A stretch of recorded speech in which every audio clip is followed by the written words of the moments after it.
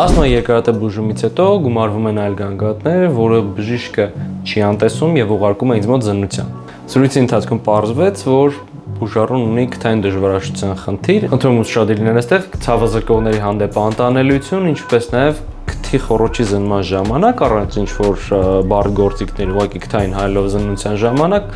նկատելի դարձան պոլիպոզ գոյացություններ։ Բուժառուն ուղղորդվեց միանգամից համակարգչային շերտագրության ունինքը կատ է, որի արդյունքում պարզ դարձավ, որ գործ ունենք